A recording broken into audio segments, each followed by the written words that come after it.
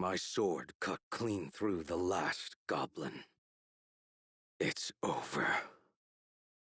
As I pulled my blade clear of its flesh, it trailed an arc of blood through the air. I felt the settlers behind me, watching, judging. You see, I thought, this is the kind of monster I am. I can't believe it! You did it, Ed! You really did it!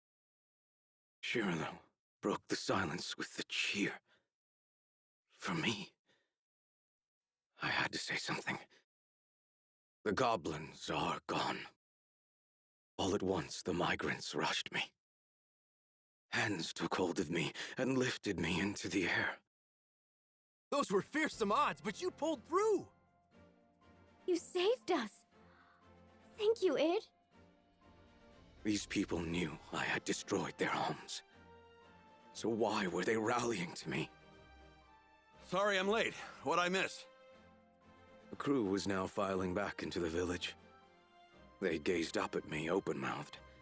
I'm sure I looked back at them with pretty much the same expression. Oh, nothing. Just Ed single-handedly annihilating a goblin army. The settlers finally put me down and began telling exaggerated accounts of the battle. I tried to take the opportunity to slink off and find conversation with something more my level. Maybe a tree or something. Hey, just where do you think you're sneaking? Is our resident bad boy feeling shy? I shot Rackham my nastiest look, but only because he had guessed the truth. You should be proud, Ed. You saved everyone here. Come on, Lyria. It had to be obvious that I wanted to be left to myself. The truth was, I didn't think I deserved all this praise. So I saved a small settlement. Great. Guess we'd forgotten I've also raised entire cities. The captain strolled up to me and, after elbowing me in the ribs, asked, "How was it to fight for the good guys?" That, I had an easy answer to. "Not bad," I said. "Not bad at all."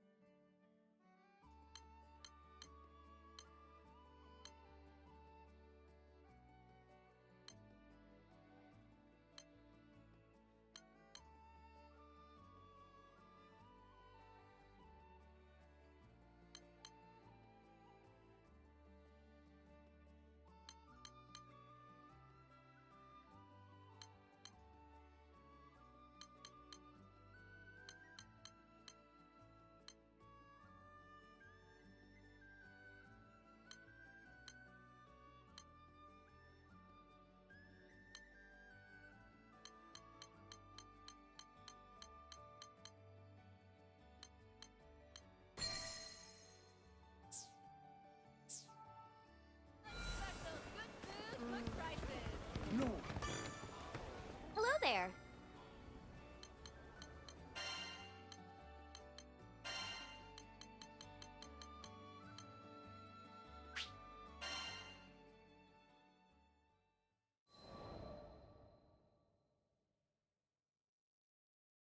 The morning after the second goblin strike, the sun rose on a quiet scene. The river glinted gold. The grass stirred in the breeze. The migrants came with our breakfast and a peace offering. Avia attacked our homeland. We'll never forget that pain. But you proved yourself a true ally yesterday. Everyone saw you risk your life for us.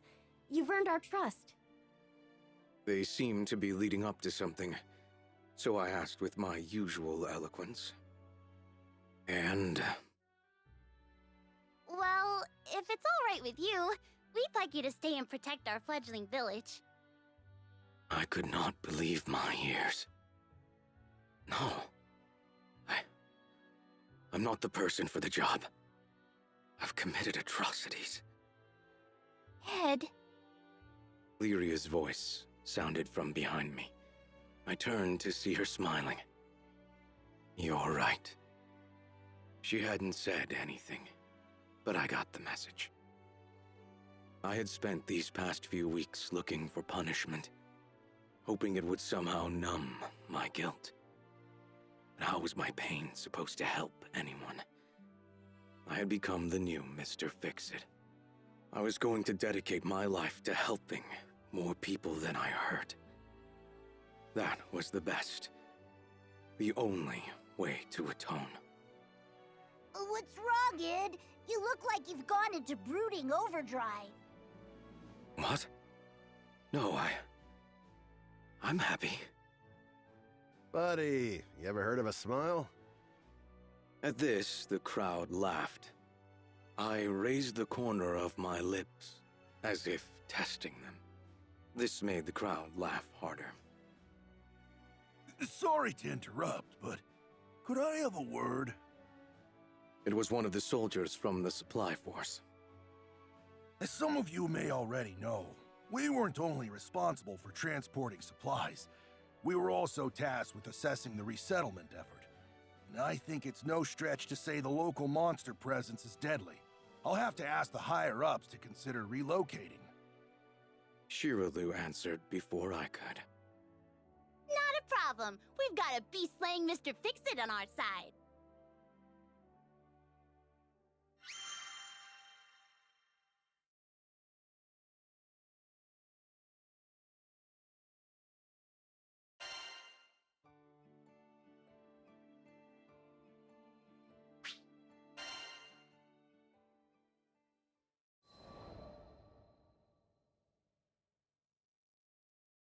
As the local Mr. Fix-It, I've had a finger in every pie. From furniture repair to monster extermination to marriage counseling, I've seen it all. Though I admit the counseling did not come naturally to me. Still, I wanted to help in any way I could. I owed the skies that much. A new request came in today. From an old friend. Ed, was it my imagination, or did I see you crack a smile? Lyria materialized at my shoulder and tried to read the forms in my hand. Yeah, work's been nice. I handed her the papers. And there, written in plain view, was the name of our latest patron. Shiraloo.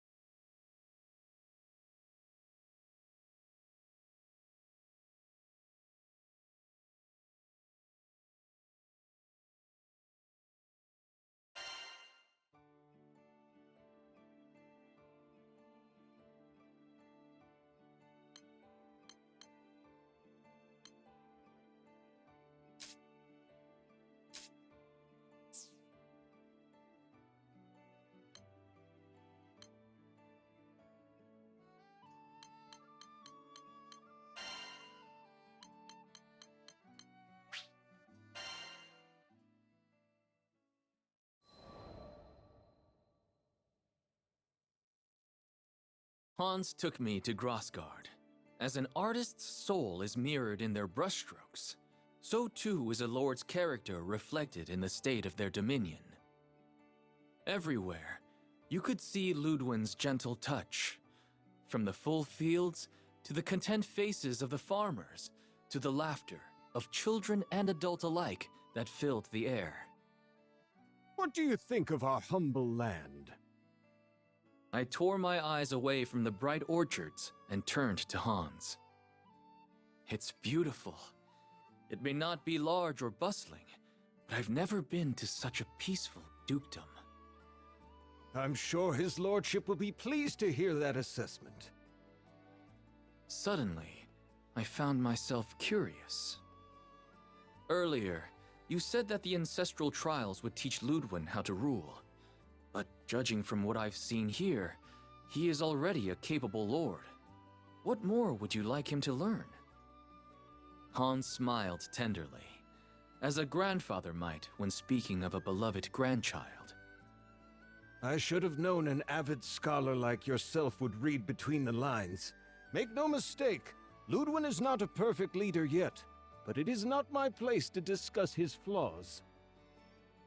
Then tell me this. Are his flaws related to his family's inability to fight? Let us call it a starting thread, but the full tapestry is so much more. I decided not to pry. I already had the information I needed to guide Ludwin through his trial. Sir Lancelot? I don't remember sending for you. Of course, the Lord was surprised to see me.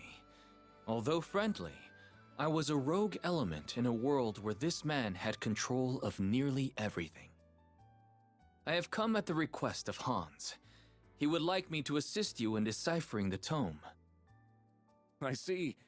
Hans does have a knack for meddling in his lord's affairs, but I welcome you all the same because, to tell the truth, I'm getting absolutely nowhere. I smiled, despite myself. It was nice to meet a noble who wasn't spilling over with pride. Hans beckoned me to his desk, and I leaned over the old tome. What do you make of it? This must be child's play for a famed warrior scholar. He looked at me with expectant eyes. I'm sorry, but I can't decipher this. We will need to enlist the help of an expert. Expectation turned to astonishment. Lancelot, though you fight like a storm, your mind is as clear as the stillest of ponds. I can't believe you'd need to ask for assistance. Can't you? Every second I spend on the battlefield is a second away from the library. Ludwin hesitated a while longer, but when I strode to the door and held it open for him, he sighed and relented. No one in either of our circles was well versed in ciphers, but that was a matter of small concern. I knew an information broker. Zothba put me in touch with a language scholar who delivered a key to us within a fortnight. Well, I'll be. The clue was in the names of my ancestors. Ludwin stood up behind his desk and stretched, and the lines of care and worry melted from his face. He must have had many sleepless nights poring over the withered pages of the tome alone. Thank you, Sir Lancelot. I can finally read the damn thing. It's only a matter of time now until I find the sword. It was my pleasure. I look forward to news of your success. But I already knew. Before the unearthing of the blade, Hans would come to visit me one last time.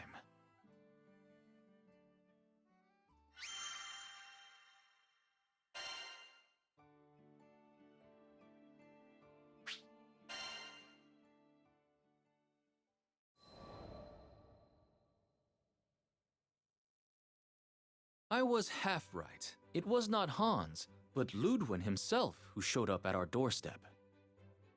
I deciphered the record, and I know where the sword is buried. He was so excited he completely forwent pleasantries. I know I should go alone, with Hans of course, but the tome says we must fly to Skyworm Valley, which is riddled with monsters. It's a terrible place for a lord to be made into dragon kibble. I knew what he wanted me to say. Very well. Please, allow me to accompany you. Really? Wonderful! I mean, only if you wish. This must have been the flaw Hans was alluding to. Ludwin was afraid of his own power. He dreaded the responsibilities that came with leadership. The Lords of Grossgard were not warriors and hadn't been for generations. They depended on their subjects for protection, but as I'd learned, Ludwin was loath to do so. Up until now, this has not posed a problem. Small skirmishes were all that troubled the peace of his dukedom. But what would happen should a great war march on his borders? Would his honor eventually spur him to the front lines? To death? The place of a lord and general is with the rear guard. There, they must order the battle and conduct diplomatic affairs. But it is hard, sitting and conversing in safety while your soldiers are risking their lives. As captain of the White Dragons, I knew this better than anyone. You feel as if every death is on your head. At last, I had come to fully understand Ludwin. If these trials, as Hans said, could help him come into his own, then I would do everything in my power to guide him to victory.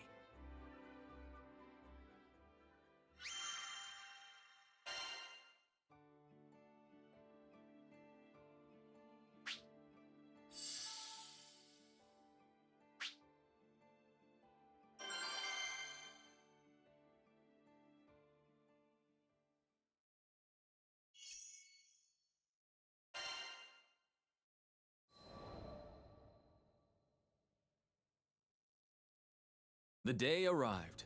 Ludwin, Hans, myself, and a few more compatriots met outside of Skyworm Valley. Lancelot, thank you for coming, but I wasn't aware there would be others with you. Who are these people? He looked with wide eyes at the rest of the crew, whom he had never met before. I have heard terrible monsters lurk in these parts. Alone, I would not have been able to guarantee your safety. These are my crewmates, each one a warrior of great strength and honor. Not that I don't appreciate their presence, but Sir Lancelot, surely a knight of your caliber could cut through these beasts with both hands tied behind your back. Chance, my lord, is as unpredictable as the weather. A wise skyfarer prays for a gentle current, but prepares for a vicious storm. Ludwin nodded thoughtfully. Very well. Best I leave the knighting to the knights.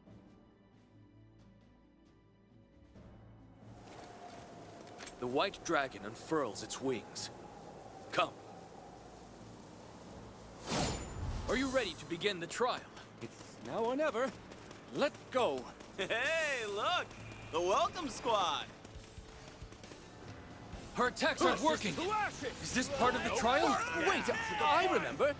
The record said, a single link does not a chain make. So fighting one at a time won't work? Let's hit it all at once. Very well. On Lancelot's mark.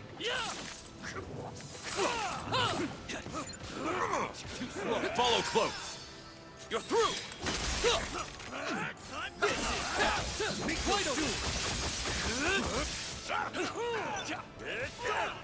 By my blade. After me. I'll follow you! It's over. It's working. It's my own very clever vein. That was impressive. Siegfried called me clever. Silence. If not for Lord Ludwin's counsel, you would have been lost. Ready. The day is wasting away. We must go. You did it! That was a fearsome You really blow. did it! I Did you only say wish something? I'd have been of more use. Don't worry about it. We've all got stuff we're good and bad at. There is no shame in seeking help from others. It builds trust. Yes, trust. That is all we ask from you, Lord Ludwin.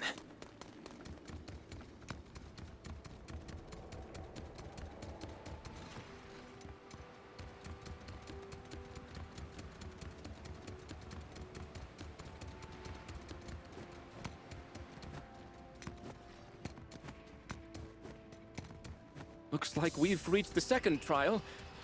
There are so many spirits around. We best fight in formation. This may be similar to the previous trial. Very well.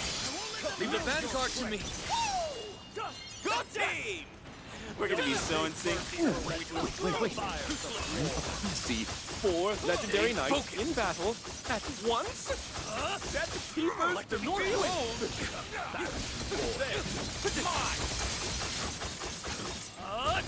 These blind attacks aren't working.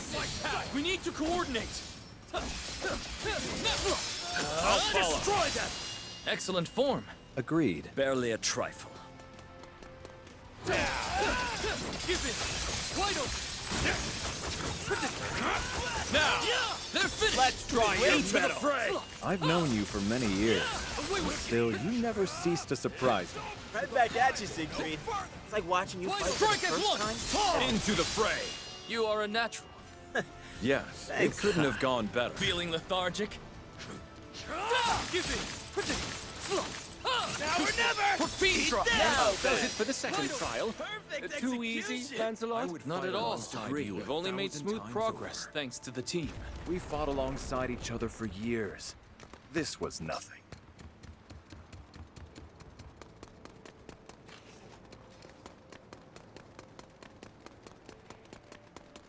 Relent!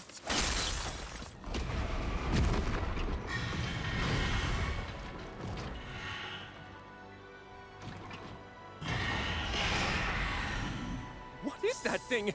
It's huge! Jerison. It is a dead soul, Thank you, first given of all. form by evil spirits. The dead?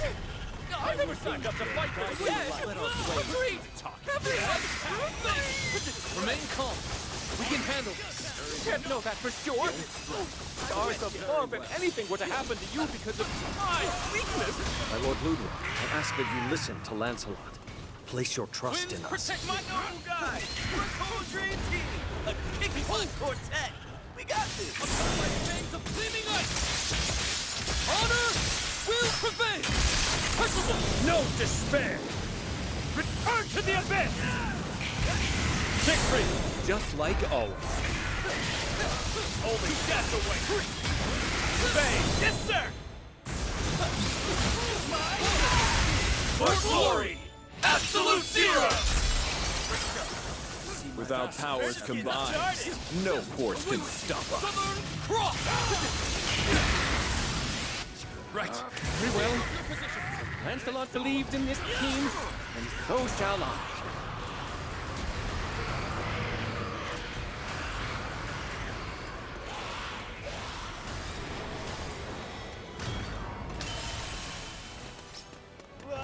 Can you best what you can't hit? I shall not falter. Give me. Stay focused. Stay focused. Watch my back. Strike. Understood. My honor. Once. One last push. Now mine. Don't mistake mercy for... Stay focused. I've been waiting for this. Make wide open. Try to keep up. Let's into the fray. Honor is mine. You made that look easy. Give it. Southern Cross. No escape. Free. Know your place! Surrender. This is power. A blessing from your lord! Now to the vanguard. Wide open.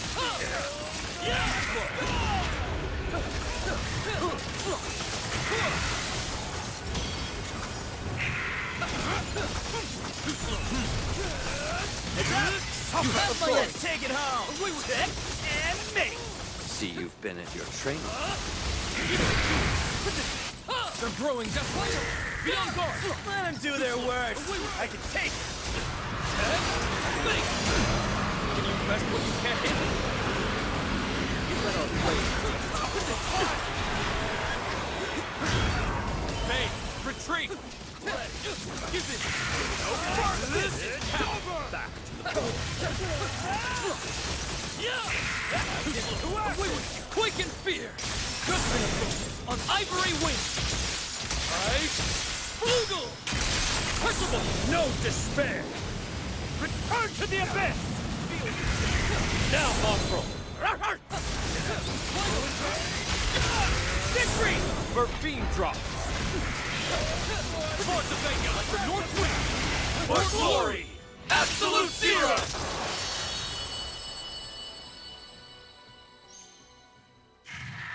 You took down all those monsters! That was... crime! Well, The chest awaits you, my lord. Open it and claim your prize. Ah, yes. Of course. Southern Cross! After this, it's back to training.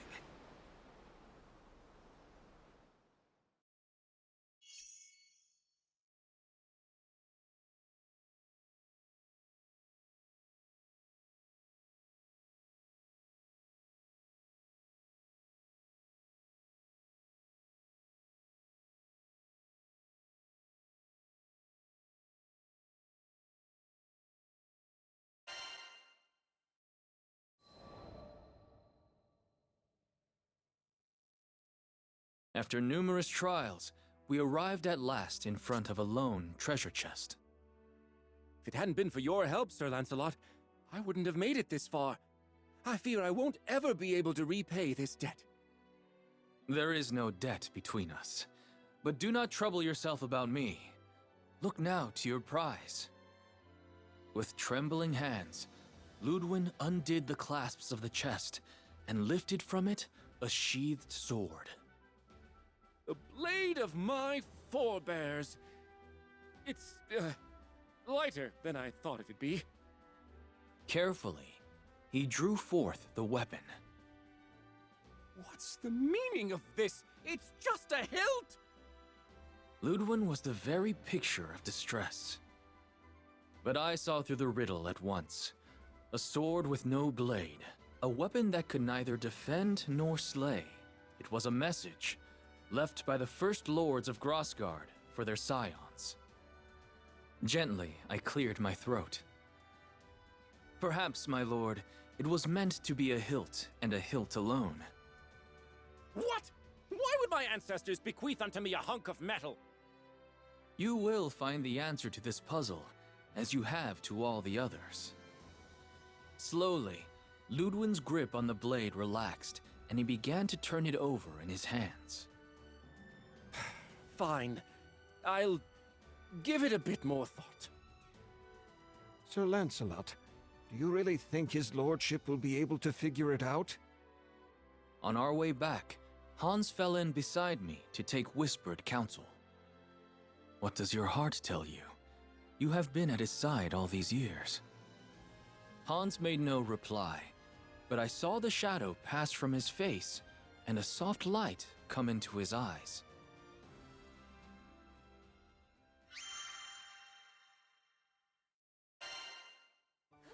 Yeah?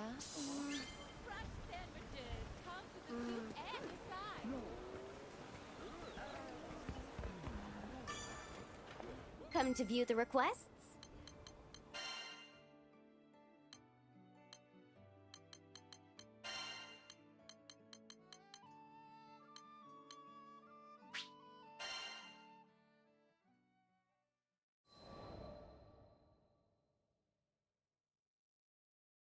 The third day after we had returned, Ludwin came calling. I've got it! The meaning behind our family heirloom! With great reverence, he laid his hand on the hilt, which was sheathed at his hip. At last, the pieces of the puzzle are gathered and the picture is whole. The tome in the mountains, the message in code, the chest guarded by monsters, and the sword without a blade. Ludwin laughed dryly. Sir Lancelot, I love this land, passed down to me by my forebears. I love its gentle rills, its rolling hills, its honest laborers, and its noble warriors. I would do anything to keep them from harm. But he could not fight his own battles. He spoke of one such conflict that occurred within his dukedom. He was forced to flee to safer grounds, while the blood of his people mingled with the dirt. The guilt ever gnawed at him, robbing him of his happiness and repose. In the midst of his troubles, Hans told him of a legendary blade. The young lord grew convinced that this sword would bestow upon him the strength he needed to protect his own. I wanted to be everything for my people. A great warrior like you, and also a wise general and a benevolent lord. But now I see that one person does not make a country. I am the hilt which guides the sword. And the people are the blade which are its strength, leader and follower. One is lost without the other. Emotion stirred within me, and I drew a trembling breath. My lord, we are more alike than you think. There was a time when I blamed myself every time I lost a knight. I tried to shoulder the burdens of my kingdom alone, thinking I was protecting everyone. But I was wrong, for my fall would have meant the ruin of all. Ludwin nodded. You're right. I'm done tearing myself into pieces, trying to play 100 roles at once. My people are counting on me to guide them, and so I shall, with this sword. He drew the hilt from its sheath. Look to your own duties, and trust your comrades to fulfill theirs. That is all we can do. I won't ever forget this lesson, Sir Lancelot. I swear upon my ancestors that from this hour henceforth I shall dedicate myself to becoming the fair and wise lord that Grosgard deserves. The clouds of doubt were gone from Ludwin's eyes. He had found his path at last. And I had been reminded of something important. It was true that leadership and responsibility acted as shackles, but they were also anchors, providing safety and stability on a sea of uncertainty.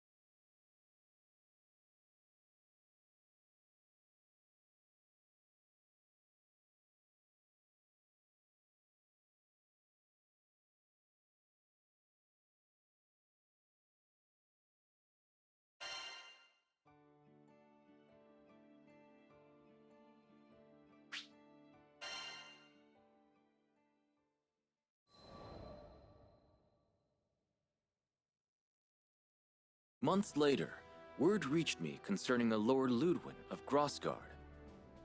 It was said he had no great strength of arms, but his wit and will were edged sharper than steel.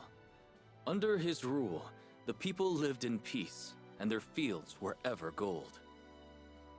But the young lord never accepted praise for his deeds.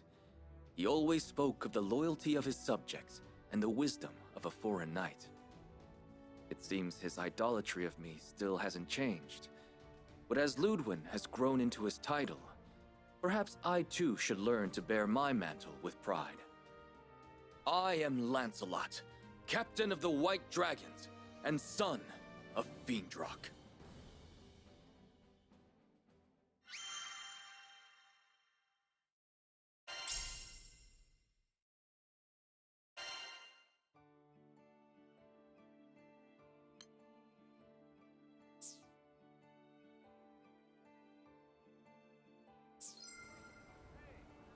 All right, see you.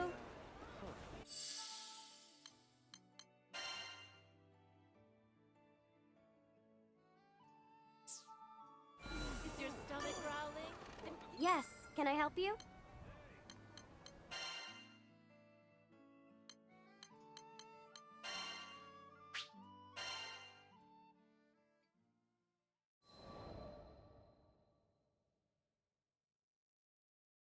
The roar of fire, a cry of pain. Before me, the hewn carcass of a monster, yet smoking. I smothered the pity arising in my heart, for I knew that to let the beast live was to let others die. I long for days when I need not draw my blade. They say the skies are endless. Yet I have not seen any part of it unclouded by monsters or raging primals. where the drums of war did not roll like thunder, nor have I discovered any path to order that was not carved out with swords. Though I joined the crew to found the halcyon country of my dreams, our journeys have taught me to fear my quest is only that, a dream. For we live in a time when all things are driven by violence. And yet, who knows what lies just beyond the horizon? The captain said we would sail for a new skydom tomorrow. For once, may we alight upon shores of unbroken peace.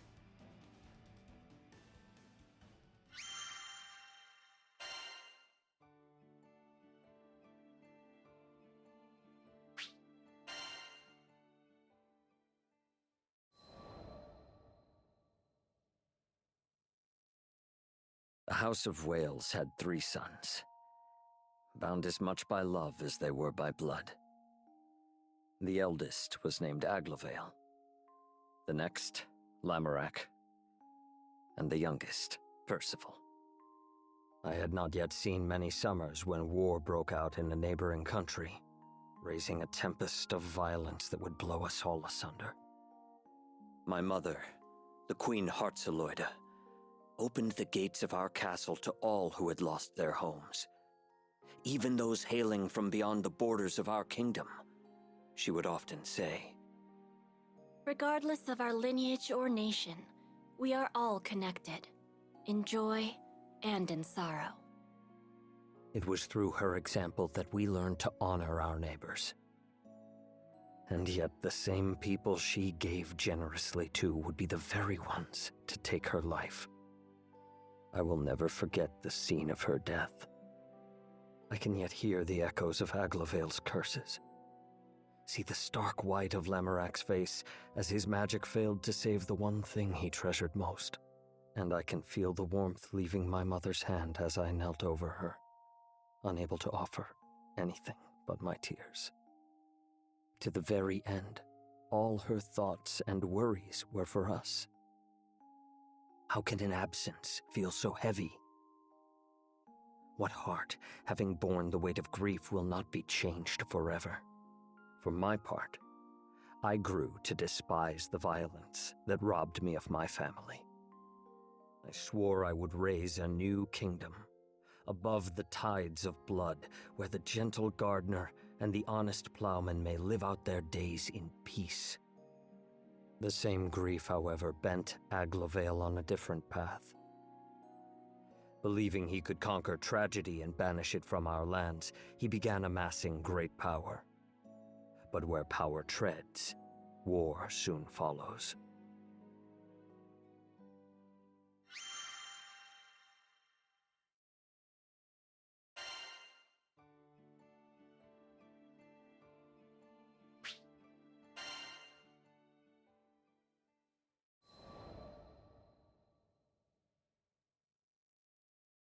It is custom for the sons of our house to serve as knights in foreign countries, thereby learning the ways of the world.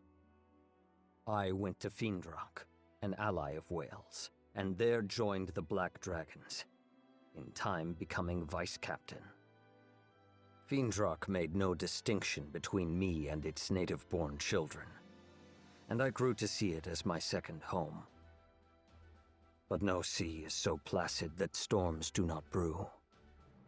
There was strife here, too, sweeping over the lands like an illness. I set out on a journey to seek its cure, and that was how I met the captain. Never had I come across a greater fool. In the captain's eyes, there was no sky dweller too high or low to merit aid. No person too strong or weak to join the crew. Who better than to stand by me as I built a kingdom on an impossible dream? And it was not I, nor Lancelot, nor Vane, nor my former commander Siegfried, but the captain who contributed most to the restoration of Fiendrock. Once the dust settled, we found traces of a foreign power that had first sown the seeds of unrest. We trekked this power back to Wales and its throne room, where my brother Aglavale sat. Still mourning for our mother, he was waging a war on war, murdering tragedy and washing away tears with blood. But one cannot fight fire with fire, for what beauty will bloom from the ashes? Once again, I borrowed the aid of the captain to stop my brother's rampage and help him see reason. Though Aglavale's deeds were wrong, they came from a desire to do good. 'Tis a simple matter to speak words of censure. The wise guide others not through saying, but through doing. Thus I shall build my country and show my brother it is not the flames of war, but the gentle hearth fire that will guide us to peace. Each day brings me nearer to my aim. Fortune has granted me a handful of stout-hearted vassals, the captain foremost among them. Though I am not possessed of any land, our ship is bound for the end of the skies. Surely we will sail over some quiet green fields where I may lay the cornerstone of my kingdom. My greatest care is the safety of the crew. The path of the Grand Cipher is beset by many perils, and I will not have a single vassal taken from me. So I have resolved to travel alongside and defend my captain, until the day I may sheath my sword forevermore.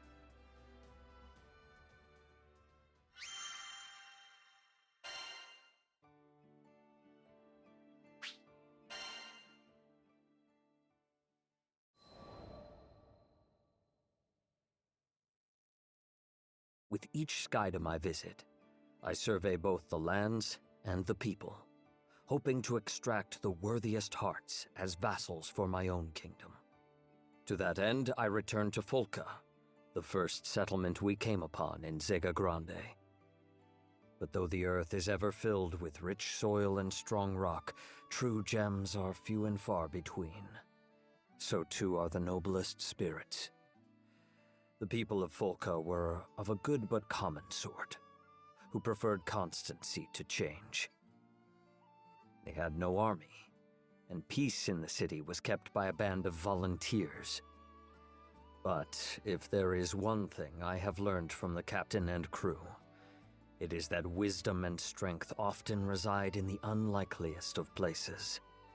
Thus I sought out the Fulcan Defense Corps, hoping to find a diamond in the rough. The city folk, however, expressed little faith in their guards. The Defense Corps? Full of bums who got more stomach for eating than fighting. Better off calling them the Defense Corpses for the fat lot of help they are. Yet these were dangerous times for Folca. Brigands and monsters now swarmed about the city, attracted like flies to the reek of Avia. The people looked to the Defense Corps for protection, but received only excuses. We don't have the resources to combat this threat. Take shelter until the danger is past. And so the city grew to trust vagabond skyfarers more than their own soldiers. Though I had little hope of finding a vassal among this ragged band, perhaps there was a lesson to be learned from their weakness. When I build my kingdom, it will need to be governed by its own councils. But houses of power, choked by the vines of corruption and frailty, ever fall into decay. Is there any prevention? Where does the first crack form? It was in Folca that I would piece out the answer to this riddle.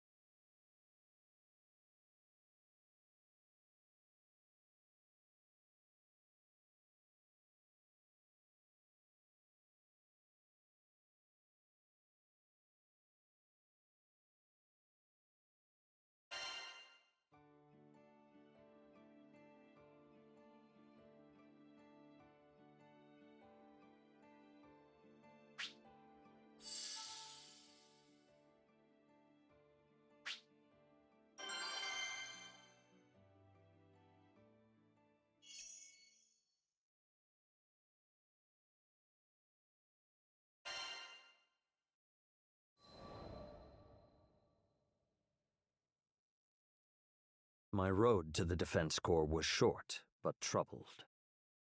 This world is being drowned in tears of suffering. Poor wretches, join us on the ship of salvation and sail to the island of Estalucia! It began when I happened upon a man in the city streets, preaching the creed of Avia. Though we had overthrown the main body of the church at Seed Hollow Castle, still its teachings lived on.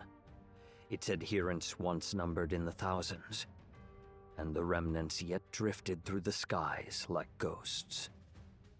Now they haunted Folka, hoping to once again breathe life into their crusade. But the city folk had learned that Avia would sacrifice anything on the altar of salvation. Their gilded words held no more value. Get out of here! We know what you did at Seed Hollow! We aren't inviting tragedy into our city. Leave! As the throng railed, unease stirred within me. The adherents of Avia would march on an armed country if their leader so much as waved her hand. What could heated words do but spark their anger? I came to offer you salvation. If you won't drink from the cup of mercy, you will taste divine retribution! Voices soared, and the air grew heavy with the threat of violence. Yet the Defense Corps, who were charged with keeping the peace, did not appear. You there, tell me. I asked a man why mediators had failed to come. I'd be surprised if they did show. Without Mr. Fix-It to help them, bastards can't even wipe their own asses! Though I had expected it, seeing the proof of their cowardice still astonished me. Silence! Now it's clear. If we want to break in your minds, first we've got to break in your bodies! What are you doing? Let go of me! An Avieth Crusader, lifting an islander by his collar, raised up a fist. But I seized his arm before the blow could land. Strike him, and you will lose that hand. I would not suffer the defenseless to be oppressed. You miscreant! How dare you threaten a member of the church!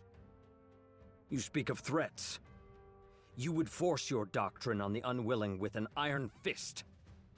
The time of Avia is over, preacher. Your false church is no more. Blasphemy! We'll have your tongue for that! Avieth soldiers surrounded me, drawing their weapons. I had hoped you would listen to reason. But now I see, you only understand pain. With a hand on the hilt of my sword, I waited for them to attack. But like craven dogs that bark loudest when their quarry is far ahead, the Crusaders stopped short when I stood to face them. After sharing some whispered counsel with his fellows, the preacher said to me, We won't fight you in the city. No, be too much hassle cleaning you off the flagstones. Let's step outside, and then we'll see if that bulky armor is compensating for something. I could not hold back a laugh. Their intent was as clear as day. They meant to draw me into an ambush. Very well. I will play your game. We'll wipe that smirk off your face. Just you wait. The Crusaders and I turned to leave. He's going to get himself killed! Call the Defense Corps! Even those worms should be able to do something! Frightened voices whirled behind me. I did not quiet them, for though 3,000 ants of Avia could not crush one lion of Wales, I saw a chance to further test the core.